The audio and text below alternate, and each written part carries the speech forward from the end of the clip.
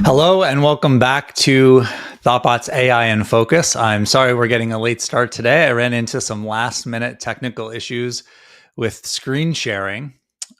So been working through those issues. I think I mostly have it worked out. Apologies. So today we are going to be integrating an MCP server into our Rails app and enabling ChatGPT to be able to use our Rails app to actually do things from the ChatGPT interface.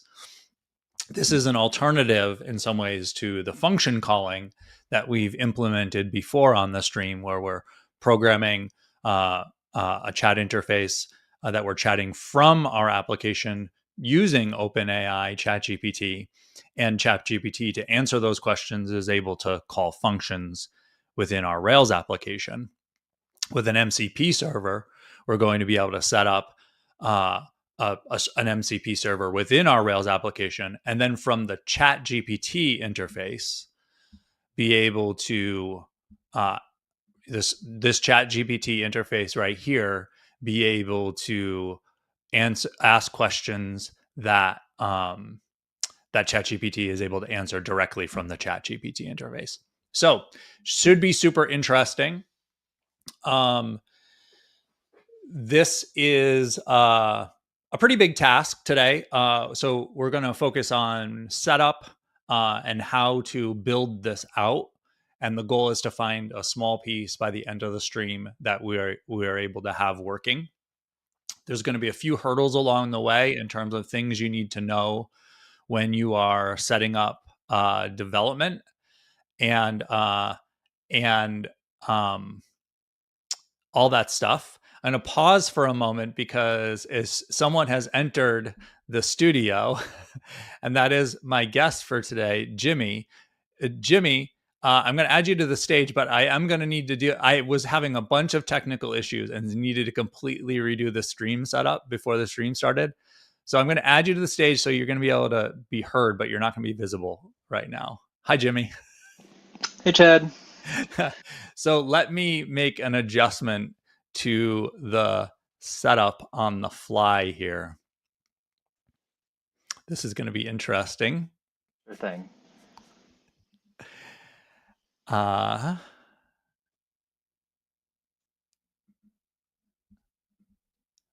going to do it. I'm going to get it. It's going to work. Famous last words. I should be live streaming the live stream setup stuff that I'm doing right now. You should be. Okay, update layout. Ta-da! I did it. Good job. We did it. Okay, so I was just talking about how we're going to add an MCP server into our Rails app so that from ChatGPT, we can connect that MCP server and ChatGPT. We can use the ChatGPT interface and the tools there, and it will know when to talk to our Rails application and be able to do things in it. Nice. And so we can call the MCP endpoint through ChatGPT, basically. And I was contrasting that to some of the things that we've done on the stream before in terms of we have the chat application inside of our Rails app and we can ask ChatGPT and do things in ChatGPT, and we expose some functions that ChatGPT can call in answering us. This sort of completely flips it on its head. It doesn't need to, because if you have an MCP server and you are using ChatGPT, then it can use the MCP server. But being able to use the ChatGPT interface with any Rails application is good. And from a product perspective, we already see some products doing this. I believe we're going to see even more where they are exposing MCP endpoints and you can connect them. And there's already a few supported in ChatGPT. If you go to so we're going to walk through how to set this up. And it's a pretty big task. So we're going to get started on the setup side of things and then figure out how to make it all work. Nice. To So add this is kind of MCP like the server, playground to test the endpoint we'll set up. And then once that's set up, I feel like the next step would be to update our hub application to right, support more of a chat interface versus right. just the search. Nice. Okay. But we'll start with getting it so that we can use it right from ChatGPT. Perfect. Yep. So if you go to settings in ChatGPT, and then go to apps and connectors, you can see that a bunch of connectors have already been created. Some of these were created by partners of ChatGPT. Others are sort of created by ChatGPT themselves and then put onto it. This is interesting. Yeah. Wonder what you can do with some of these. Most of them are full on, like Linear as a task manager, right, for software development. Mm, So with Linear, you can create tickets. You can enable ChatGPT to create tickets, to view the status of things to within your Linear account. So nice. that's actually that's a good example of the kind of thing where if you have a Rails application product or any product in any stack, you might add an MCP server that allows your customers to do things Hmm. from LLMs. So connecting to your own custom MCP server is an advanced setting in ChatGPT, and it's actually currently in beta. So you need to enable developer mode. All right. And then once you do that, there's a create button up here. And you can go to create. And so we're going to be developing locally. Hmm. So the tool we're doing is called Hub. Um, and the way this works, we're going to do no authentication right now, which is a bad idea in production, but we'll do no authentication. And then if you haven't done this before, you need to expose your locally running server uh, Hmm. to the internet. And so there's a tool for doing that called ngrok, which is a great tool. Super useful. Yep.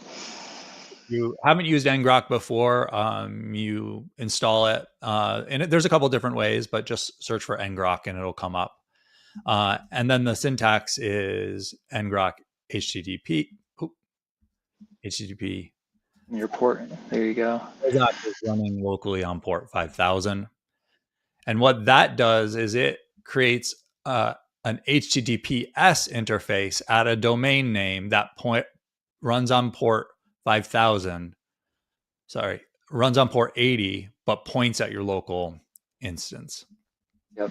Like a nice little tunnel into Yeah. your local environment. So then we could put that in there. And we'll call this just /MCP. I understand that You have to click the MCP button. servers Yeah. introduce risk. This is all contained within your Chat GPT account, correct? Like, It is, but what the risk here is I'm going to be using Chat GPT against an application. hmm. And so, like it says, attackers may attempt to steal your data or trick the model into taking unintended actions, including destroying data. So there is a risk that you connect linear to your Hmm. application, and it's not even it might not even be attackers. It might just be like, without realizing it, you ask ChatGPT to do something that's disruptive within your linear instance. Yeah, and Like, it ends up firing the chain of events yeah, yeah, to that resolve your messes up a bunch tasks. of data. Okay. So you do have to be careful about that. So we'll click create there. Yeah, things where I can edit data, that is a little scarier. Oh, actually, we aren't running this yet. So I just realized we got an error there that it's not going to, because it attempts to validate the Okay. endpoint. Yep. So at that point, we need to go over and add an MCP server to our Rails app. So there are a couple different. Oh, my browser reloaded while I was getting everything set up and needed to reboot. So let me find the.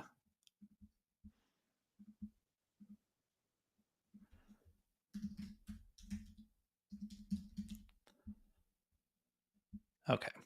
So if you are a developer just starting out on this and you're like, okay, I want to add a MCP server to my Rails app, you're going to quickly get confronted by something, which is you, and we've actually mentioned this on a past week. There's basically two reasons why you want to add an MCP server to your quote unquote Rails app. The first, and actually one of the most popular gems to come up, is not what you want if you're doing what we're doing today. And that is an MCP server that you add to your gem file, but you run it in development mode. And you would connect it to something like Claude Code or even ChatGPT, but you use it for assisting with development on your Rails application. So it exposes things like the project files and the structures, the routes in a way that is MCP formatted, information on your models and their relationships and all that kind of stuff. So this gem is great for that, but it is completely not the gem you want if you're actually adding an MCP server to your product level of your Rails application. Have you used this? I'm so curious how this is different than just using Cloud Code. Yeah, the reality is that Claude Code is actually really good in overall, and other tools are good overall. But this does help. It does sort of empower the thing with specific information that helps quite a bit when it comes to, like, if you've used Claude Code, it does a lot of like grepping and file searching on the command line in the background and that sort of thing. When you connect an MCP server like this, it no longer needs to do those manual file manipulations and manual file searches. If it wants a list of models, there's an endpoint for Like a being more able to direct get the way. list of models. Yeah. It no longer needs to read those files to look at the relationships that you have. It has an endpoint. So it actually tends to be faster as well. Nice. Cool. Okay. Okay. Good to know, but we don't need that one. Yeah, but we don't need that. So I'm going to close that tab. And that's called Rails MCP server, which is why it comes up in searches first. Yeah. Because if you're Googling for Rails MPC, Great SEO. yeah, great SEO. So there's a couple of other gems that do what we want, which is run an MCP server in production against our real Rails application as part of it. The one that is furthest along is called Fast MCP, and this takes the difference between the different gems tends to be their approach for how they integrate into the application. So let's get a lay of the land. Actually, let me make this even bigger. Let's get a lay of the land in terms of what the approach Fast MCP takes. So you have a server, and you define tools that inherit from Fast MCP tool, and the tools have a description and the arguments that they take. This actually looks a lot like function calling, if you've done that before. And so you're defining the tool. Then you register the tool, and then you connect. You create resources that descend from FastMCP resource, and this is how you share data with AI models. So you can say this resource name is popular users, and it has a MIME type of JSON. And so then the content for this is In this case, it's a active record scope user.popular, the 5 most popular users. Yeah. You can also see that this is a user resource that it takes an ID for a user and returns just that user. Mm-hmm. Then you register those resources. So you might have noticed at the beginning of all this, there is a line to instantiate an MCP server. So this is actually running a separate Ruby server alongside of your application, and you're registering resources to it, which is why comes to this last part. It looks to me like there's some caching going on here, and so you need to notify the server when this is updated. Is this for like performance, the caching? I don't know. What I think it's just the nature of this approach. Mm-hmm. So the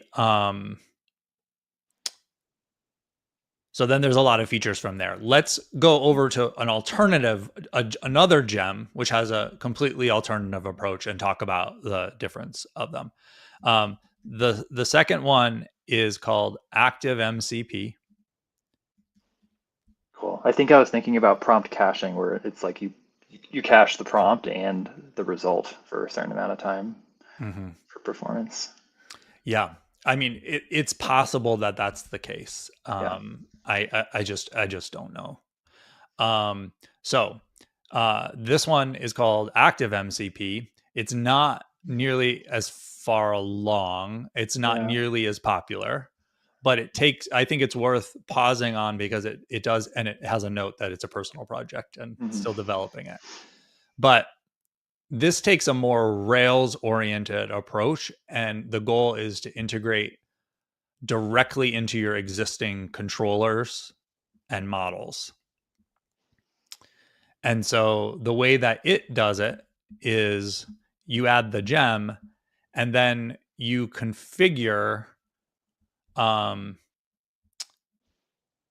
which command, like you actually, let's skip that part. You do some configuration.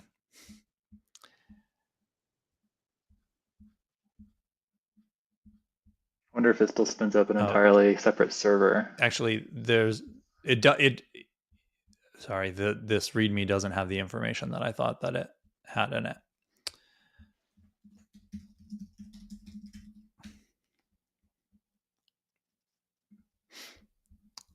So this article will have examples of.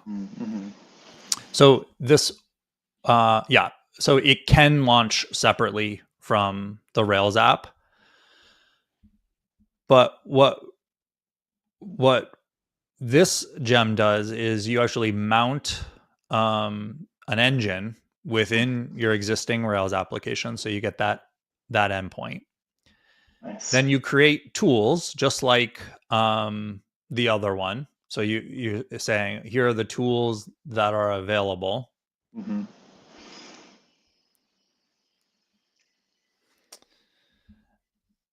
The description is pretty important for these, right? Isn't that part of what the LLM uses to call the tool? It's like, I need to do this thing, it fits this description. Yeah, exactly. And here's how I call it, what parameters and stuff that it has. So I'm just pausing because this doesn't match the documentation that I was looking at before the stream, which is super interesting. And okay. So that article is about same name gem with a different.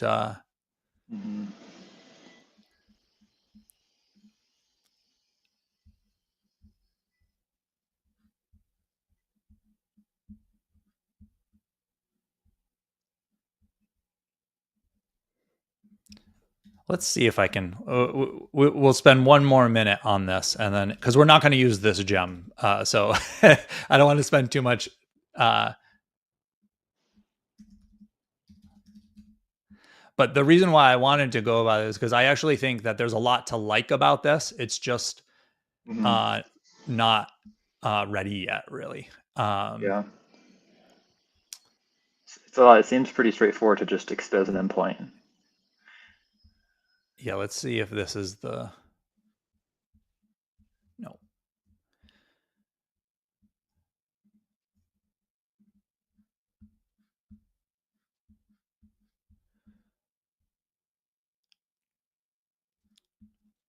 Okay, so this will,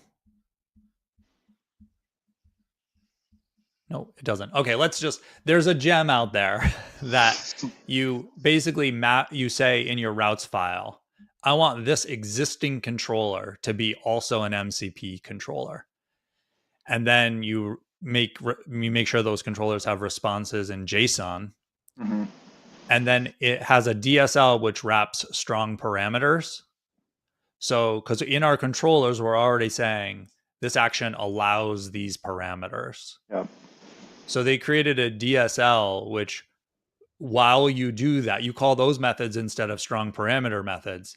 And it's essentially doing two things at the same time. It's generating the MCP configuration for what parameters are taken and setting up Rails strong parameters. That's pretty cool. So it's pretty cool. And so, for example, if you have a bunch of existing RESTful APIs in your Rails application, then the path to exposing those as MCP endpoints using that gem is really pretty straightforward. Yeah, it sounds a lot less overhead versus some of the other Yeah. implementations. Yeah. So That's nice. that is something to watch for the future. And if I hadn't had to restart and close my browser tabs before the stream, I would have had it loaded. Okay. So That's this okay. is the one we're going to use. And so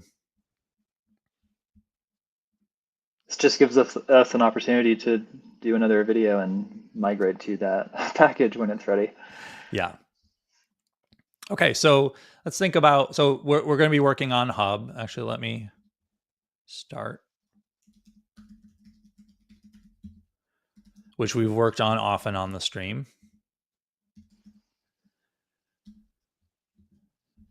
So knowing Hub, there's a few interesting things.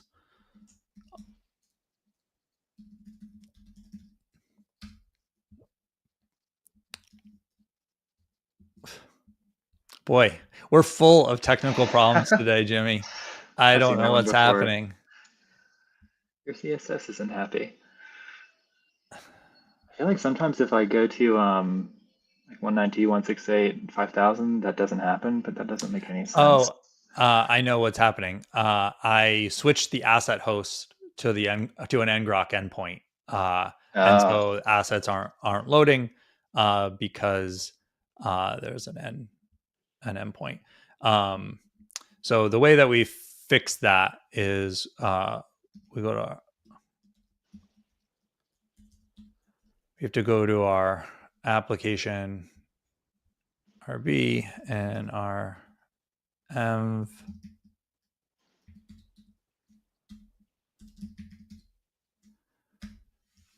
So we have to get our ngrok domain.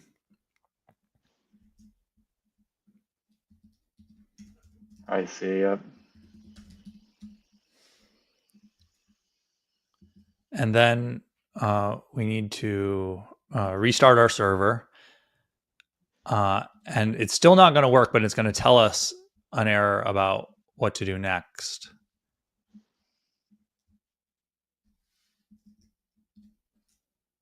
Okay. So what it's now saying is Rails has host blocking built in, so it only in development only allows you to access it from localhost. Mm-hmm. So you need to your application.rb also add that host is allowed. Cool. So now if we come back here, and then you need to restart your server. That was just an old ngrok endpoint from some testing. Yeah. I wonder if anyone pays for ngrok, then you have this like static addresses. I'm sure people do. I'm sure people do. Yeah. Okay, nice. We're up and running. So Hub has the schedule of what everyone's working on, the projects, it has messaging built in, it has our handbook. It really has everything about thoughtbot in it. So And our do you have search. ideas about what we could hook up realistically first? Hmm. We Like could say, which, what's my schedule for the week? that was a use case I was thinking about, yeah. Or something to do with messages. I Hmm. think the scheduling might be the most useful Yeah. in theory. So we could see how that goes. Cool. Let's try that. One of the things that is interesting as I've gotten into this is that um,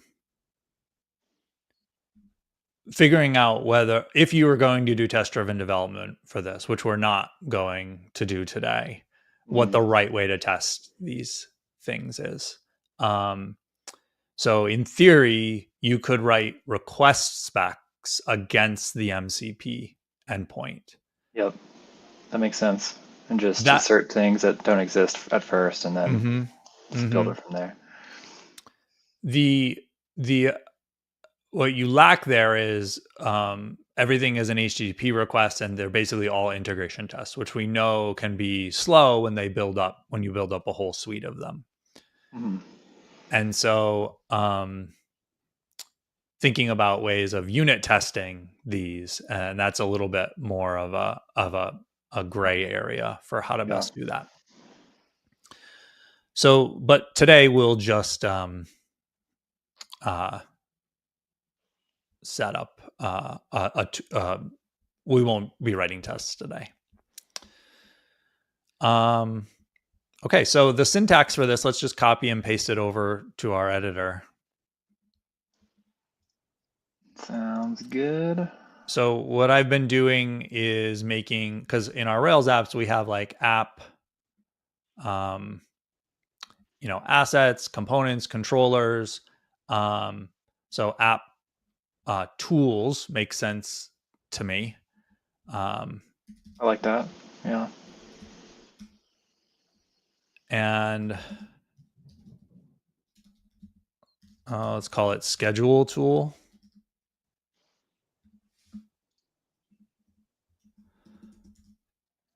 So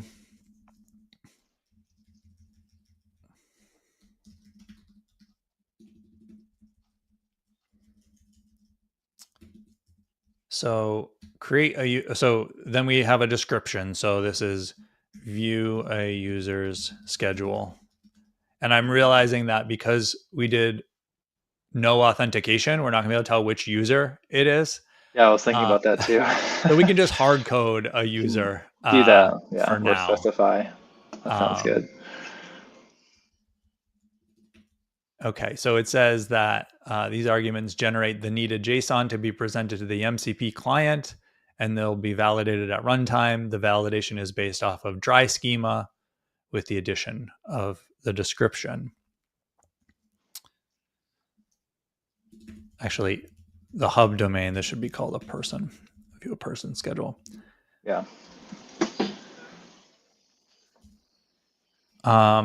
So if we're just doing a schedule for the we could just hard code it to the current week too, but let's take in a week parameter uh, of what the so uh,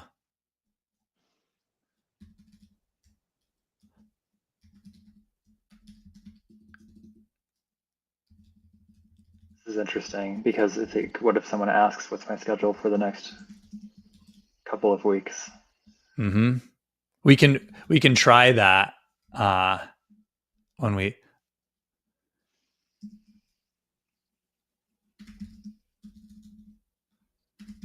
the schedule. Oh, I love the arguments or the descriptions for the arguments. Mm-hmm. That's pretty neat. So I'm seeing filled string, filled integer. Um, so I'm guessing that's the type information, but I don't know whether dates are supported. So let's see if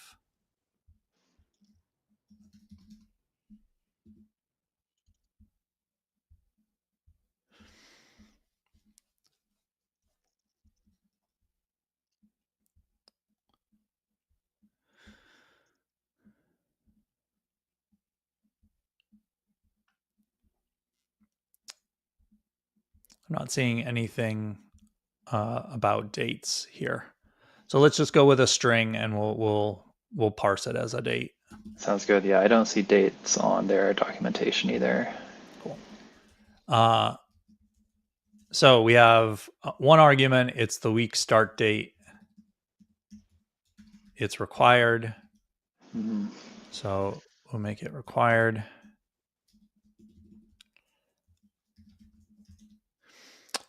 So I know the domain model of Hub pretty well. I believe that the agenda class is what we're going to want here. Okay. Yeah, I was trying to think of which tables we'd be working with. Is it that one class for all schedules? This agenda class is specifically about giving you the assignments, the reservations for a particular person on a particular week. Okay. And so and it has this finder here called 4-person week. So you give it a person and you give it a week, and then it'll give you a new agenda for that person Oh, cool. for Okay. that week. Mm-hmm. So I'm pretty sure that's what we want there. Notice this week is a start date and an end date. So this week is actually a week model. Mm-hmm. And it's initialized with a date, and it will always be set to the beginning of the week of the date that you give it. So that's exactly what we want. Yeah. So it won't be as precise at like to the day, basically. It'll be for the week. Like if you ask on a Wednesday, it'll still refer to the whole week Right. previous. Yeah. But that being said, what we're going to return are assignments, which are broken down by days. And so I believe that's the kind of thing with ChatGPT. ChatGPT is going to get the full week, Yeah. but it's going to say, well, Jimmy just asked about Wednesday. Mm-hmm. So I'm only going to answer with Wednesday. Yeah, it should use that It should. context. It Yeah. should. Um, so this is going to be a person. We'll just do person dot first for now. And that's where we would do the authentication lookup to find the user Yeah, and like make who's sure logged that in. Yeah. and then the week This will be interesting because I would love eventually to be able to like ask about someone else. Like if I were a yeah. manager looking for staffing, Yeah. I'm pretty sure we will just be able to get away with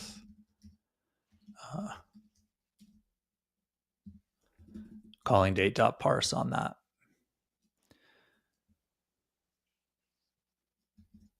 So let's just go into Rails console and see what happens when we actually call this. 2025. What's the date today? 23. 10/23.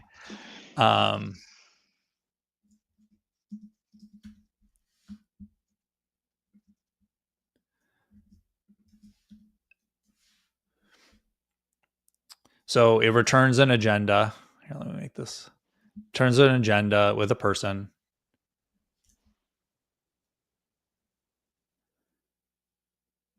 and a schedule object.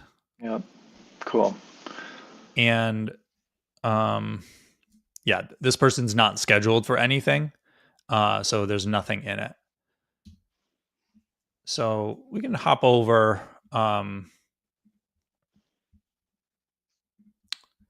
to here. Oh, we should. Which person was it?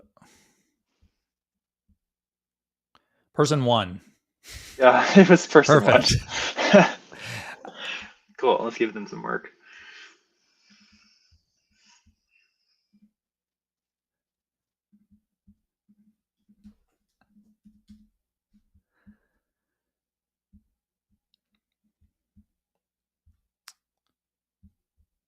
Oh, they don't even have a position. Yeah, that's what I was noticing. So we're gonna need to edit them out of position because a person can't be scheduled if they don't have a position. Mm-hmm.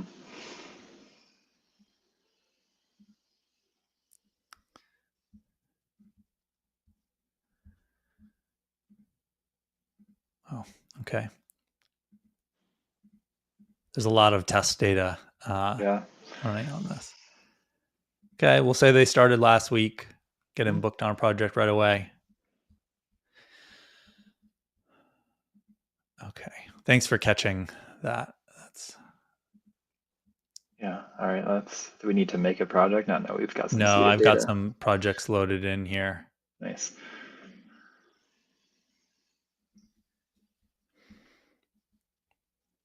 Okay, so they'll be working all day, Monday through Thursday on that project. Nice. And yes, it's this week.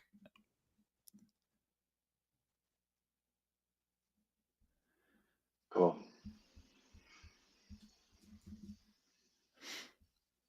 Okay, good. I'm running the full server because those things are okay. So now, if we redo that, I was a little surprised you didn't get like another tab for the mail message they would have received for their assignment. Or that might be like a cron job or something. Yeah. it yeah, I don't have it set up that way. I have a different setup.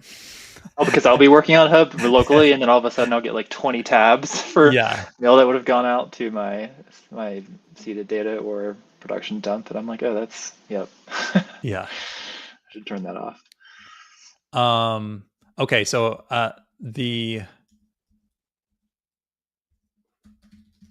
let's just make sure. Yeah. Okay. So they have an assignment now. Nice. But let's look. What we have on the agenda is So agenda dot. Cool. So if you do agenda dot assignments, it returns that assignment for the week, and then assignments have day assignments, which is each day what project. Yep. So interesting. Is there enough information about the project for the LLM to know, like, oh, person one is assigned to this? Does it know the name of the project, basically?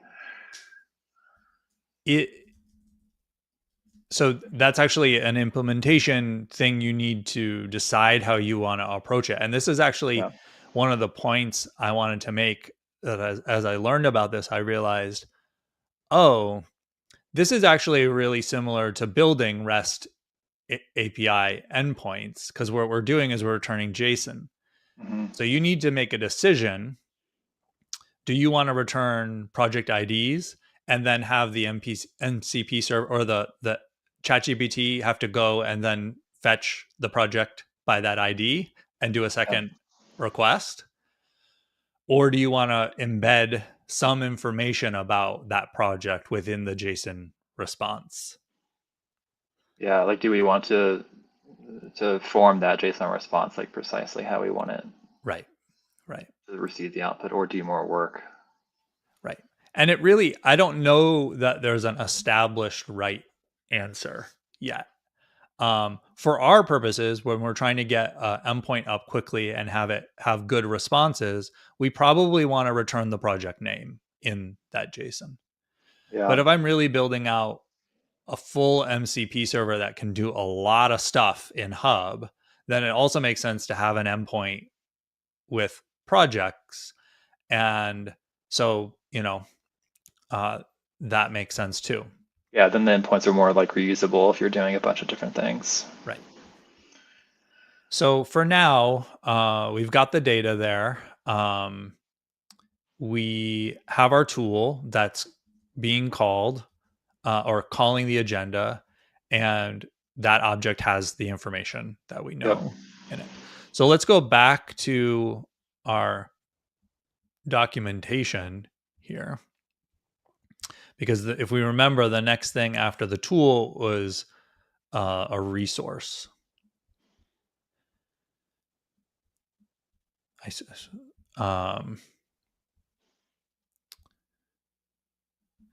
And so data resources, I'm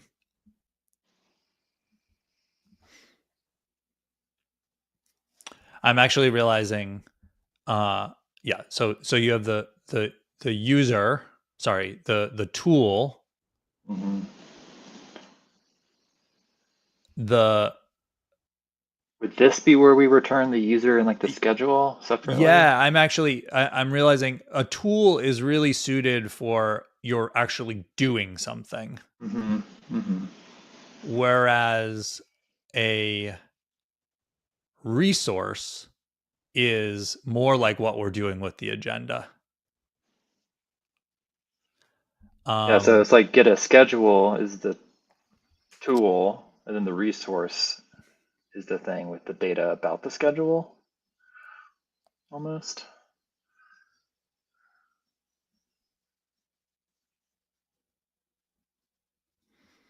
It's almost like this is doing what we were just talking about. We were kind of building out the response. Yeah, that's why it makes sense that that what we have is actually a resource. Yeah. And so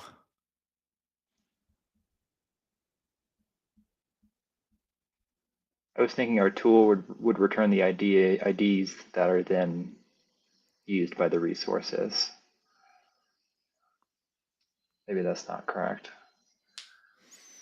it's more like a tool. It is meant to do something. Like in this case, the tool is used for creating users. Yeah. Whereas the resource, you can still take parameters for a resource, but you take this individual resource there and look it up. Mm-hmm. Let's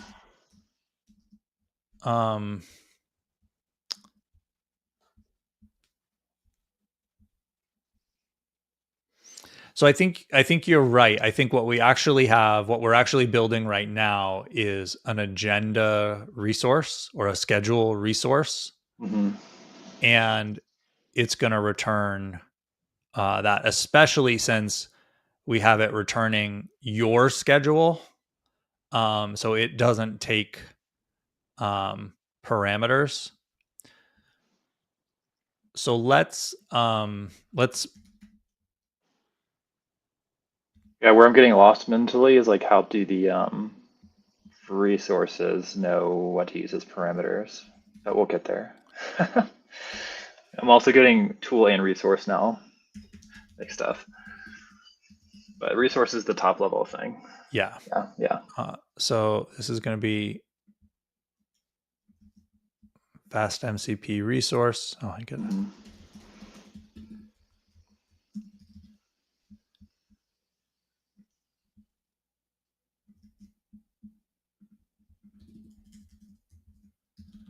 Okay, we'll keep what we had, but so URI is the URL that it's available at, where you can put parameters based on that doc. So in this case, I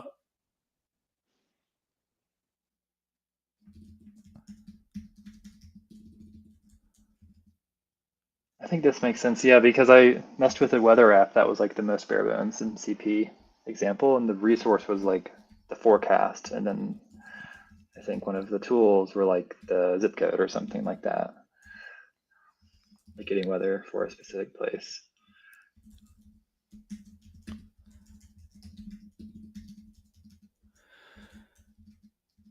Okay, so in this case,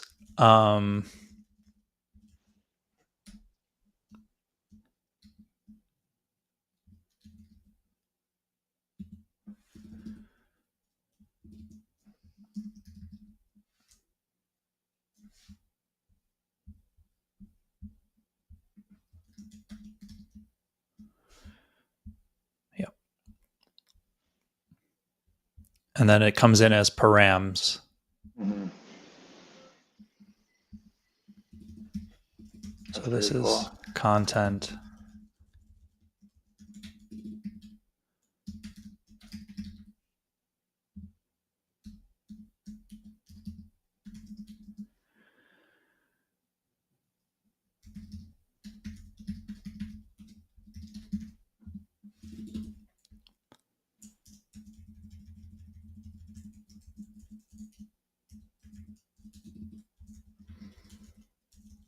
And we no longer need these arguments here. Mm-hmm.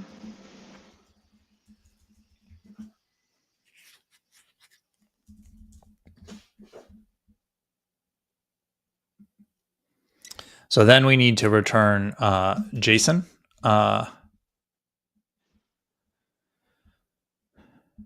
Yes. Let's see. I don't know what as JSON is going to return for this particular thing, but we can see Mm-hmm. what it looks like. Oh.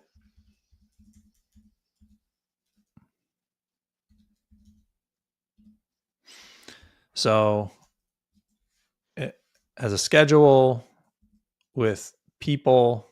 It's going to be just the one person. That JSON has the person's name. Mm-hmm. It has some things which probably shouldn't be there, like a calendar access token. Yeah. Oh, and yeah. Um,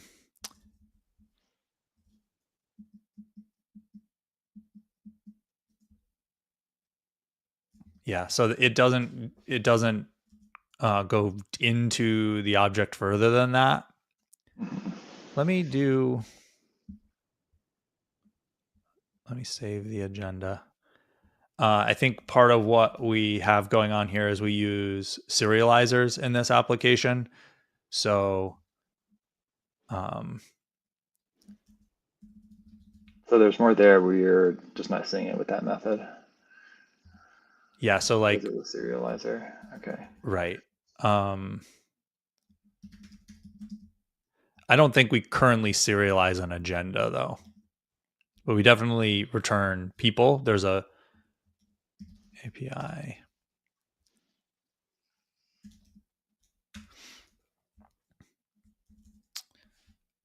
And we're using JSON rendering, which will then return this Yep. person using the person serializer. Okay. Yeah, that makes sense. So we only have commitments, employment types, opportunities, person, team, and week. Oh, week. Oh, that's just the start date of a week. Yeah.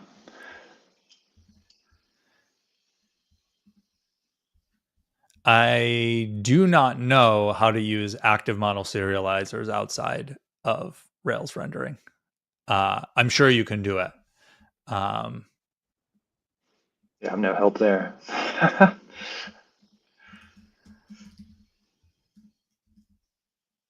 So what are you trying to get to, like with modifying what's returned here?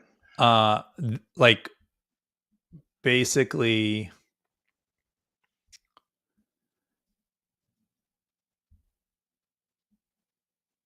serializable hash.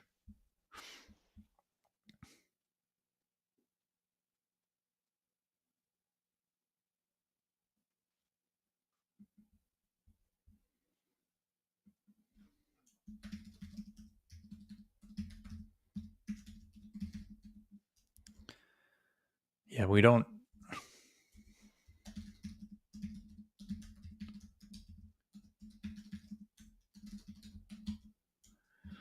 So then that just returns the JSON Yep. for just those attributes that are defined. Mm-hmm. So what we'll want to do if we want to keep on using serializers is create an agenda serializer, which um, knows how to Or serialize exclusively for the this. agenda to JSON. Yeah. Okay.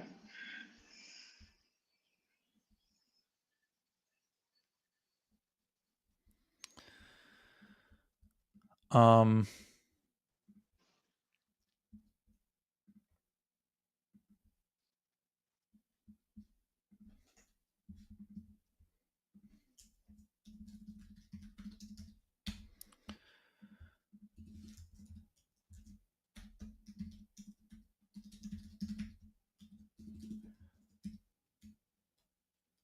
we do know that this will return JSON though. So Mm-hmm. um, we can do this. It's just not going to be great data. Yeah. It's just going. If we eventually make that agenda serializer, it would Yeah. just be like more massaged into what we want. Yeah, and for what is worth, I don't know what ChatGPT is going to do with just that. It does, like, for example, it doesn't include the days and what they're working on. It's Yeah. just, but we can improve that. So then the next step.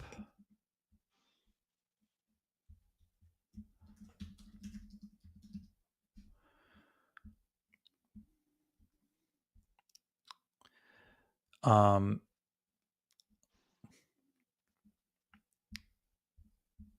so there are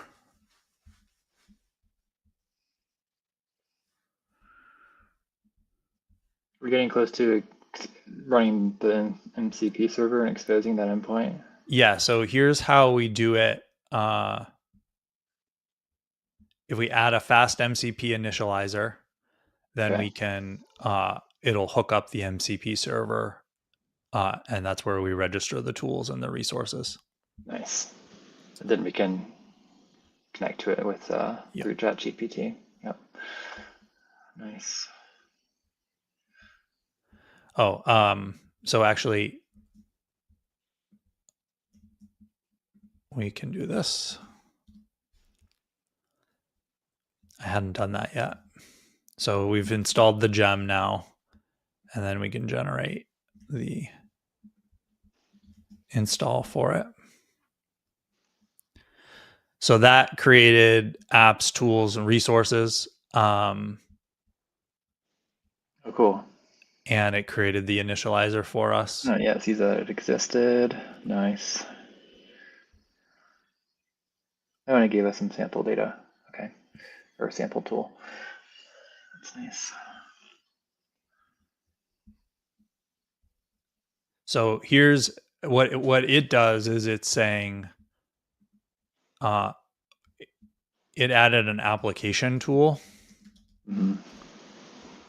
and so that's sort of like an application record for active record, and then an application resource. That's actually more like the application record for active record. Mm-hmm. And then it's saying add automatically all the things that descend from that. Oh, So cool. we want to change our schedule resource.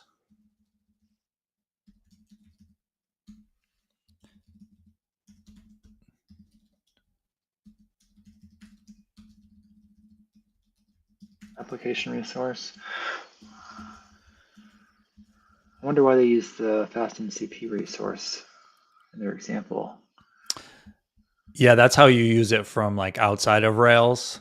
Ah, And okay. then the fast Ruby on Rails implementation is Cool. that. Um, Oh, and then action resource base is, but that's just an alias. Yeah, okay.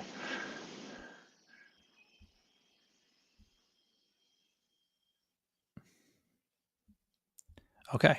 So in theory, now if we restart our application, the MCP server should be started alongside it. Moment of truth. I wonder if we'll have to add that endpoint to the allowed in allow list anywhere. Mm-hmm. I don't think so. I don't believe so. Yeah, it's a separate server, so. So now if we get our ngrok domain again, and we go back to ChatGPT. Oh, it was already there. Yeah. Moment of truth.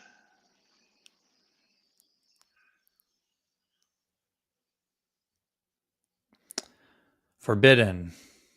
Did we see it hit our ngrok endpoint?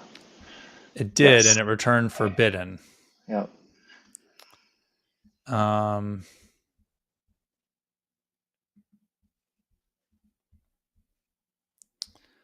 So we can look at the. That's not. I scrolled up too far, I think. Oh no, this output here is from background jobs that are trying to run and failing. Mm-hmm.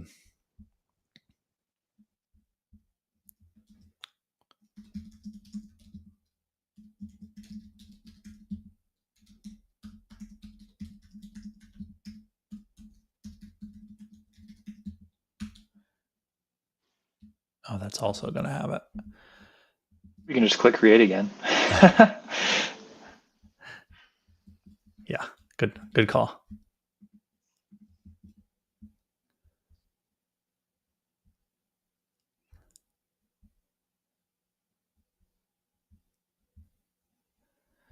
So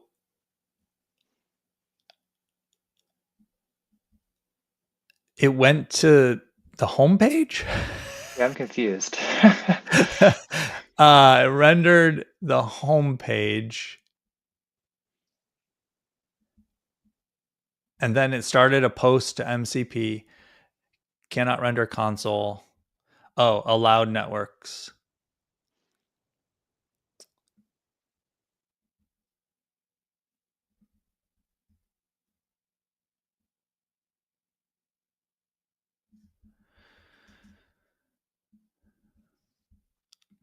I don't know what that thing about the homepage was. We're going to ignore that for now. Yeah, We're that's going to kind of add. weird. Are we sure that this package No. also is just setting up /MCP, right? Or is that from another package? Sorry, say that again. Are we confident that this package is exposing the /MCP endpoint, or is that a different package? It was in the fast MCP initializer, mountain rails, path prefix Okay, yeah. /MCP. Then we should be good there. Oh wait, I'm realizing the SSE route. Okay. I don't understand the messages route. Yeah, so we need to do a couple different things. We need to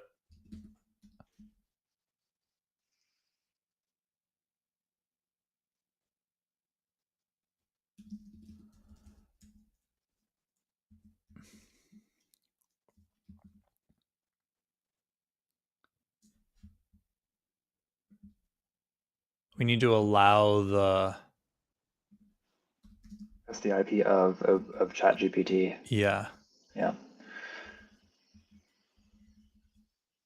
And then I think this is actually the is SSE. Oh.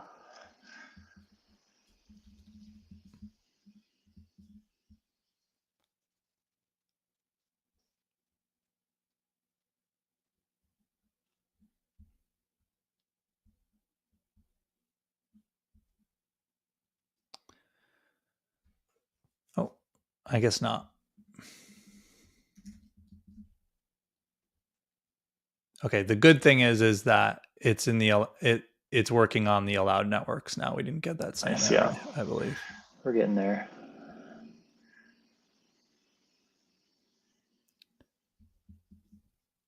Forbidden.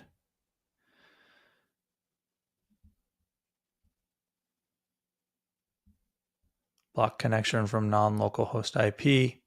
Oh, did I restart the server after I changed that I don't think so. configuration? Yeah, let's do that.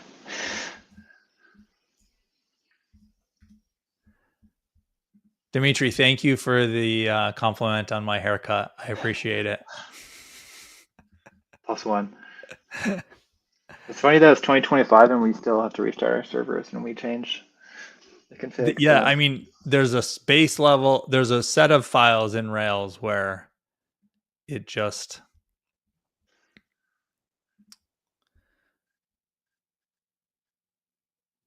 okay, cool. So that we got past that error. MCP request subpath received unknown request.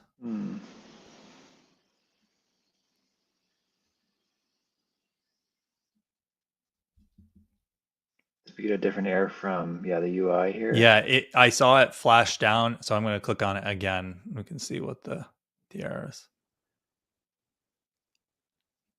Oh, yeah.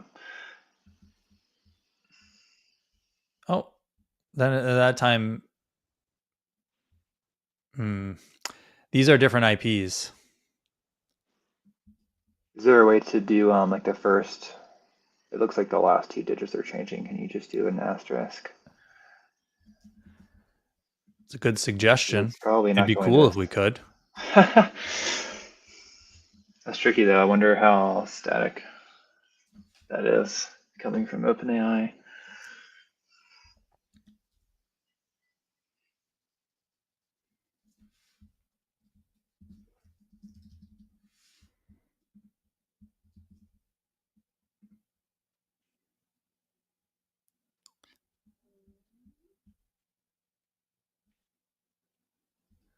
Same thing. It didn't work. Same problem looks to me. Let's go back to this config. Let's make sure. So it does use a star here. Yeah. But it looks to me like this is a regular expression. See how it has this? So we can do a regular expression, and then this needs to be that star.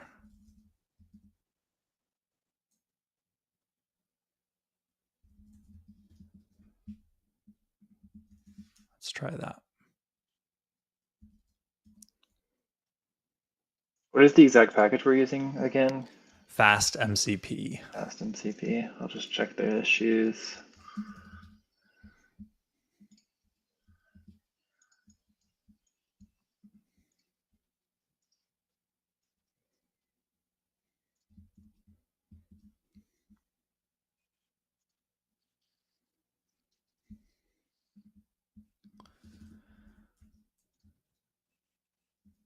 Okay.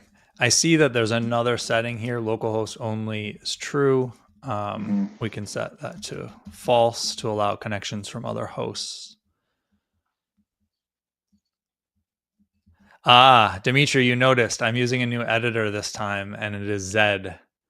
I switched to Zed a couple weeks ago. I'm still getting used to it a little bit, but I'm liking it so far. I know a few other developers at thoughtbot are trying it and have liked Zed. Were you using cursor code before? I was using code. Okay. What's like one thing that you like more about Zed?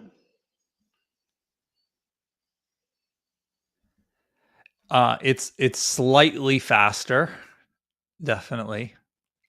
Like less bloat feeling. Yeah, it's also like more of a native application as opposed to an Electron app. Oh, I did not know code was still an Electron app. Yeah, It has a lot of other components to it, but yeah. Hmm. The other thing is that I was really getting frustrated by the the Ruby uh, LSP server was adding a lot of junk to the view on the Ruby applications, and there's an existing issue where they're working on the ability to disable that Hmm. but I don't know that it's landed yet, so it was really bothering me. Yeah, well, that's cool that that's resolved in Zed. Okay, I think I restarted the server. There we go. I see registered tool. Cool. Oh, Nice. that's just the output from the server starting it up, Oh, I okay. think. I haven't Uh, seen that before though. right. So You're we did right. something right.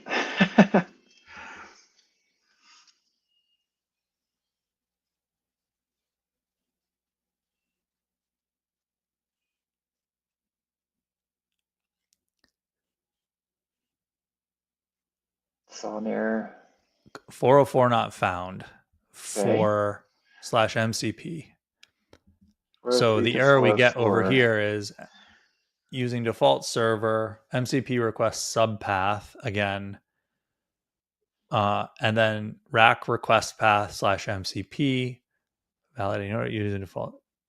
Do you still have what it outputted when we started at the server and it said like everything is set up? Did it say list an endpoint there? Or was that? Okay. No. No. Let's try doing SSE here.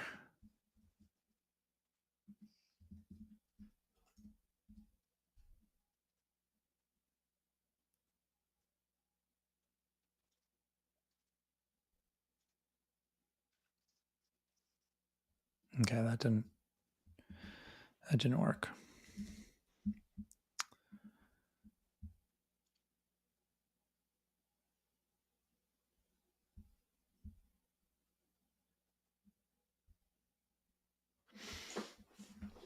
Uh Wonder what what SSE is. I don't. All these things are new. I'll have to Google that.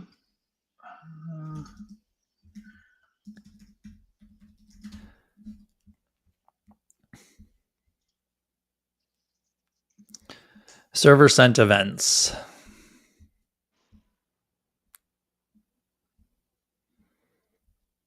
Gotcha.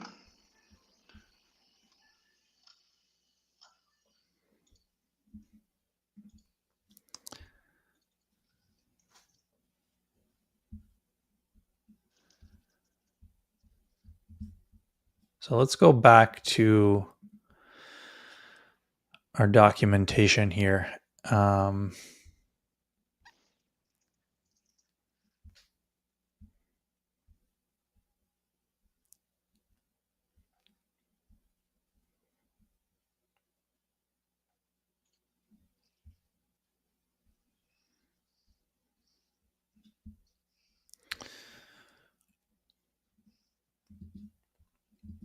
What was the last error that we got? 404 not found. Mm-hmm. And it's when it's trying to do that subpath of nothing. Mm-hmm.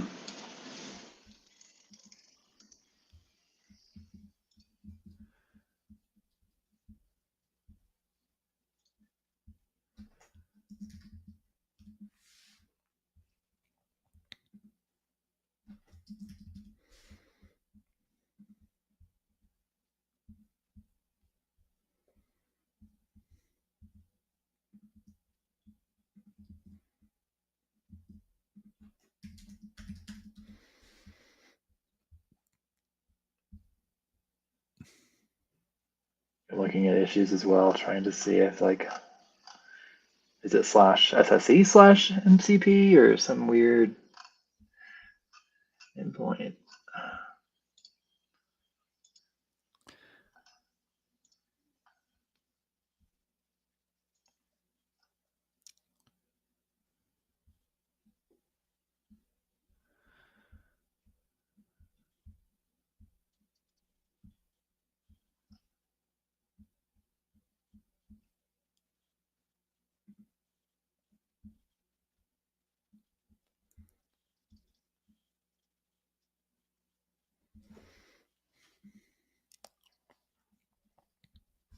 wonder if we even need /MCP when we're kind of connecting it with ChatGPT.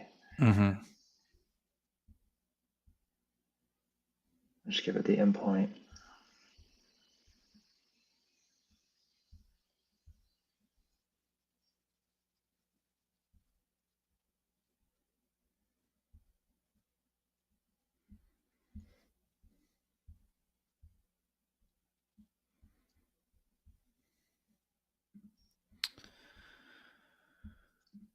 Do we have, I see in this one issue, they have ngrok.com and their allowed origins Mm-hmm. on the fastMCP config. But I don't think we would need that if we already have that in the allow list for like the top level of config.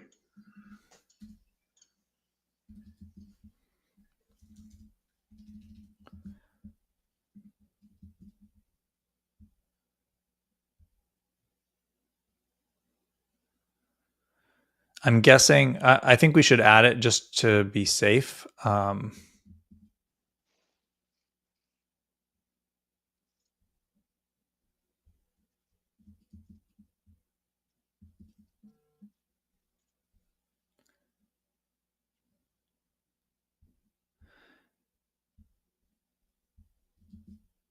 feel like this create request is taking longer than it has in the past. Yeah.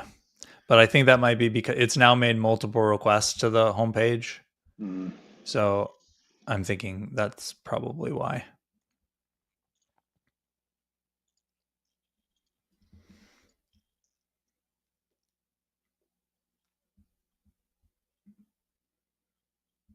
I sent the link to that issue with the ngrok on the allowed origins in the private chat, but I don't really think that's it. Shooting in the dark right now. That's actually a different. Oh dang it! That doesn't have a dash in it. These are all named so similarly. Yeah.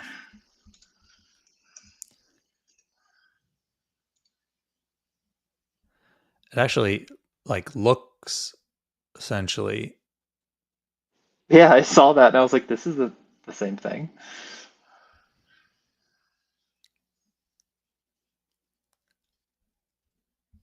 That has to be the same thing. No. Do you have the repo open still in one of those tabs? Oh, I see. It's the first one. Okay. Yeah. Cool. Yep. Cool.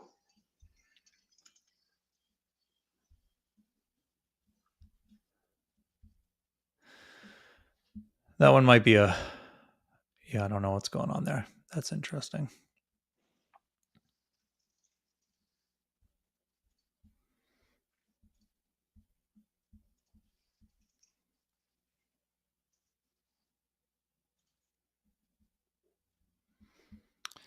Let's try that.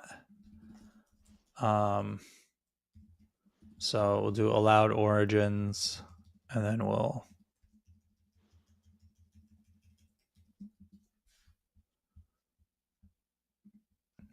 I see someone else in an issue trying to go to /MCP/SEE,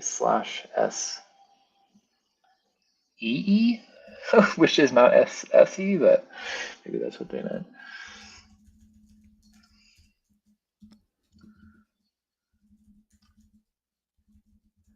and then under allowed IPs do that same thing. 20193.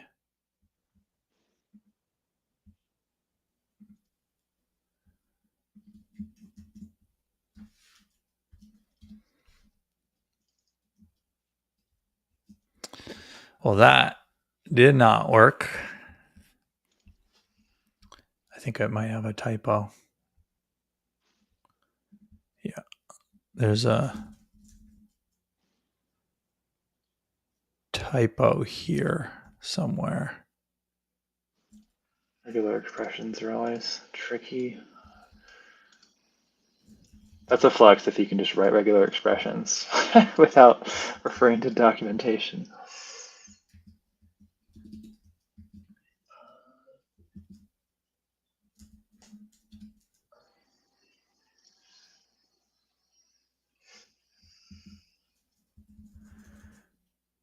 What is the difference? That looks right. Yeah.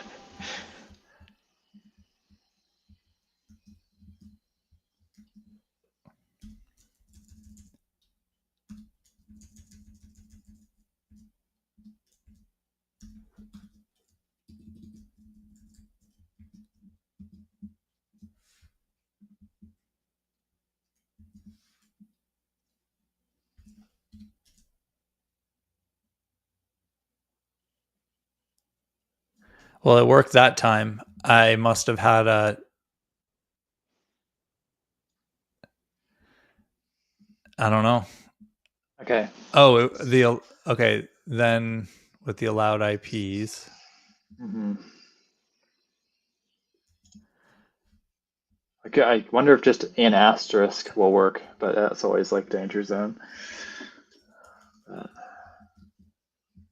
Oh, we're missing a comma here. Uh,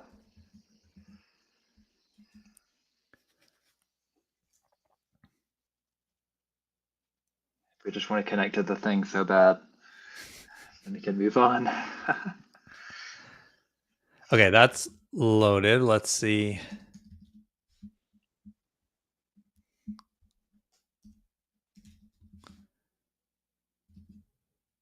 Yeah, I want to try /MCP and then /MCP/SSE, if that was the other thing. I'm shooting in the dark. Mm-hmm. So the same error, request subpath, Yeah. nothing. So maybe that's the next path. Maybe we need something else.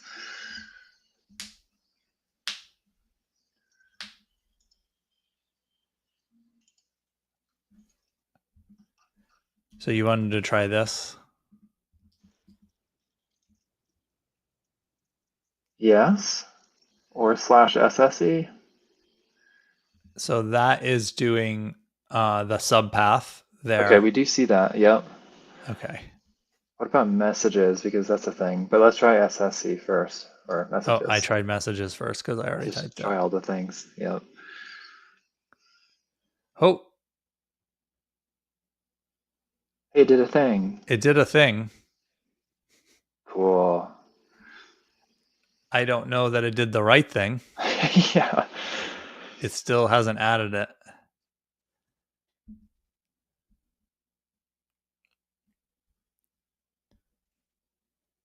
That's just unrelated job firing.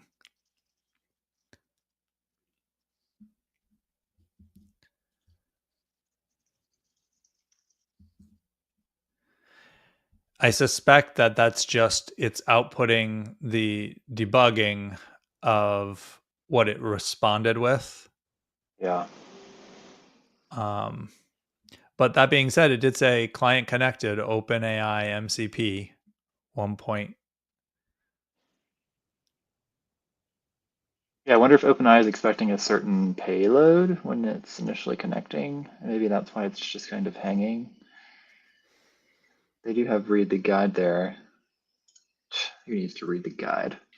But maybe that's worth checking out.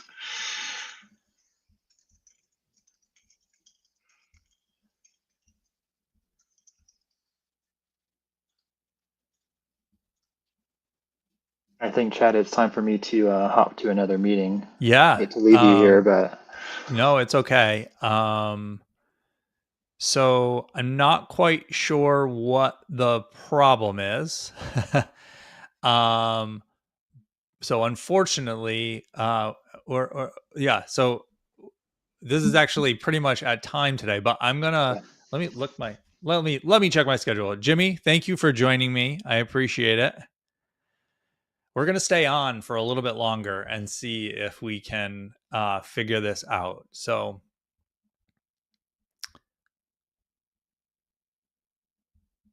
let's take a step back. Let's slow down.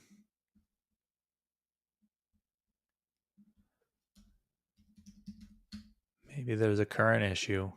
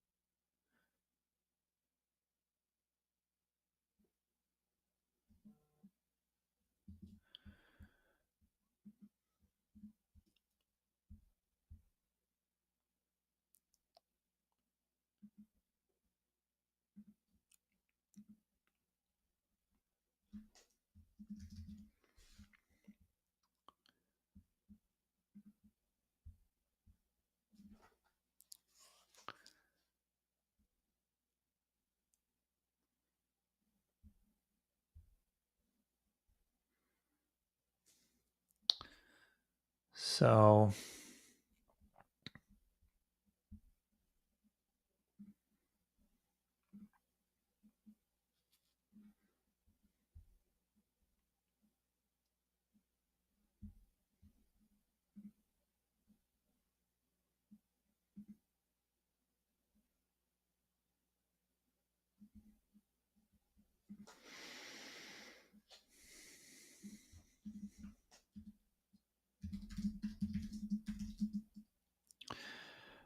Rails fast MCP.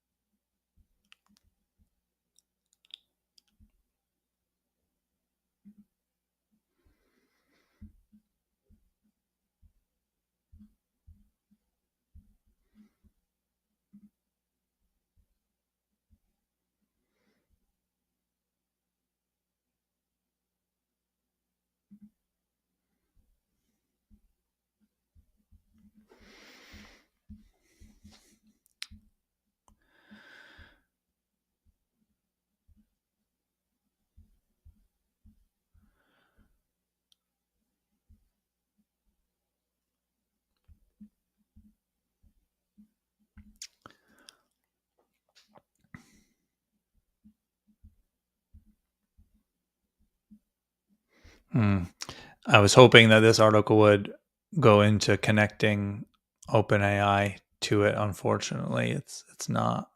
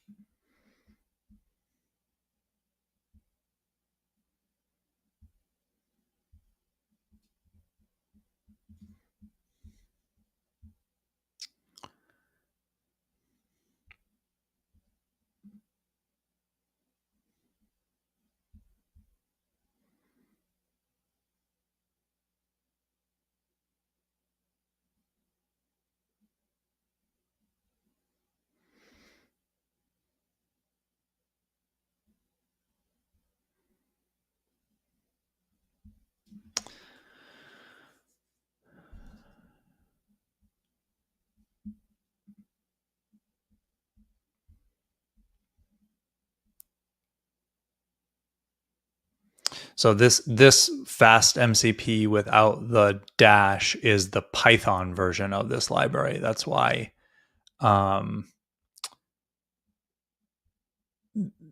it was so similar. And so that's not relevant to us.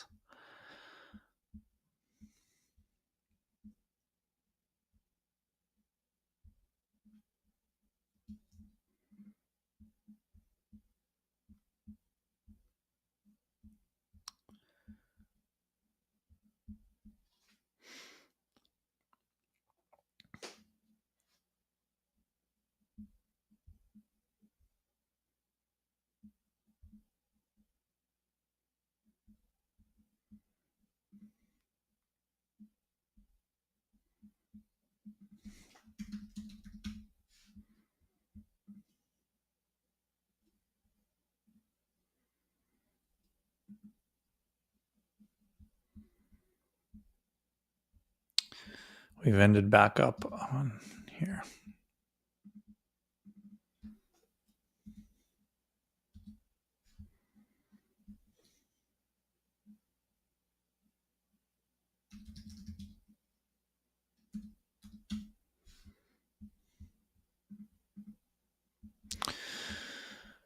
Well, I'm not quite sure what the problem is.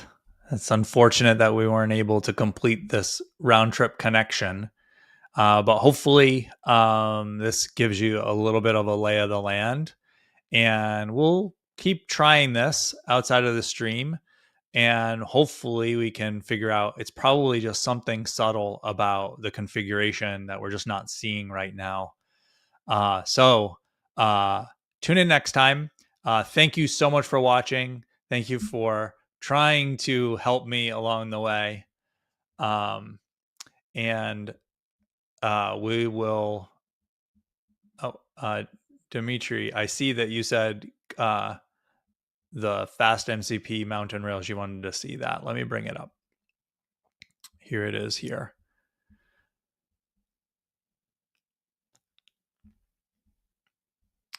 So this is where we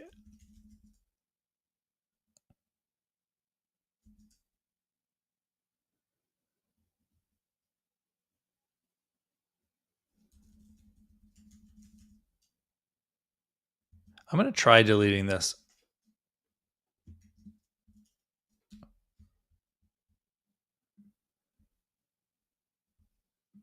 Authenticate true is uncomment to enable authentication. So, I mean, I can uncomment it, but then change it to false.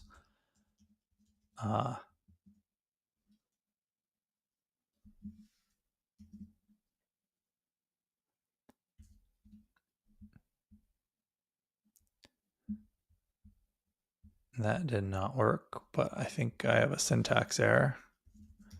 Need a comma right here.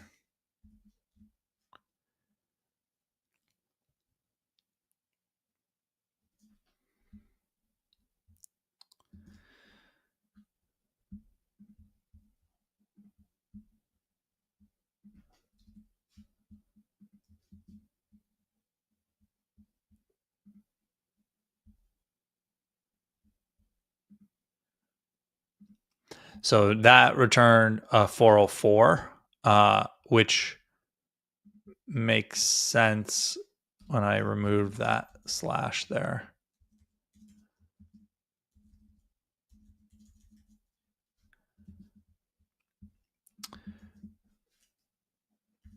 Okay, we'll try one more time with those other settings. I'm not optimistic. Yeah, unfortunately, we're still getting the 401, 404 there. Thank you again, Dimitri. Thank you for attempting to help. I'm sure, like I said, there's some small configuration error that we're missing here. I'll figure it out and we'll come back to it in the future. But again, hopefully this gives you a little bit of the lay of the land in terms of the way an MCP server might fit into your product. And if you're looking for help, just in general with your Rails application or another application creating something new or improving an existing application, please do get in touch with thoughtbot at thoughtbot.com. Thank you very much.